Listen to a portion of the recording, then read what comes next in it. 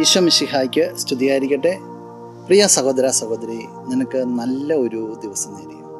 ഈശോ നിൻ്റെ ജീവിതത്തെ സമർത്ഥമായിട്ട് അനുഗ്രഹിക്കട്ടെ. ഈശോ ശിഷ്യന്മാരോട് പറയുന്നുണ്ട്, നിങ്ങൾക്ക് സഹനങ്ങളൊക്കെ വരാം. പക്ഷെ സഹനങ്ങളൊക്കെ വരുമ്പോൾ ഭയം കൂടാതെ നിങ്ങൾ സാക്ഷി നൽകണം. ചിലപ്പോൾ നിങ്ങളെ പീഡിപ്പിച്ചേക്കാം, ചിലപ്പോൾ നിങ്ങളെ മാറ്റി നിർത്തിയേക്കാം, നിങ്ങളെക്കുറിച്ച് ഇല്ലാത്ത പറഞ്ഞേക്കാം. പക്ഷേ നിങ്ങൾക്കതെല്ലാം സാക്ഷ്യം നൽകുവാനുള്ള അവസരങ്ങൾ, ഭയം കൂടാതെ സാക്ഷ്യം നൽകുക. എന്നിട്ട് ഈശോ ഇപ്രകാരമാണ് കൂട്ടിച്ചേർക്കുക.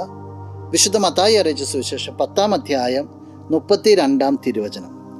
മനുഷ്യരുടെ മുമ്പിൽ എന്നെ ഏറ്റുപറയുന്നവന് എൻ്റെ സ്വർഗസ്നായ പിതാവിൻ്റെ മുമ്പിൽ ഞാനും ഏറ്റുപറയും. പ്രതിസന്ധികളുടെ നടുവിൽ മനുഷ്യരുടെ മുമ്പിൽ എന്നെ ഏറ്റുപറയുന്നവന് എൻ്റെ സ്വർഗസ്നായ പിതാവിൻ്റെ മുമ്പിൽ ഞാനും ഏറ്റുപറയും. എല്ലാം സ്മൂത്തായിട്ട് പോകുമ്പോൾ ഹല്ലേലൂയ, അതൊരു പക്ഷേ എല്ലാവർക്കും സാധിച്ചേക്കും.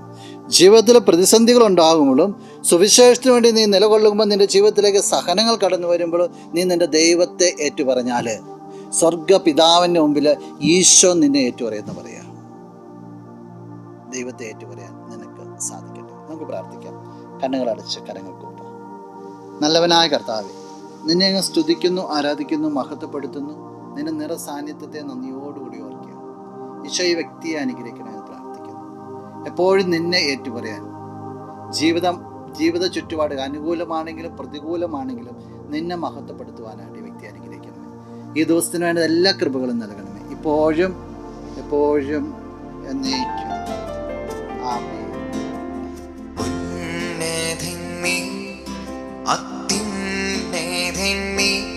അങ്ങേപ്പോലൊരു ദൈവമില്ല,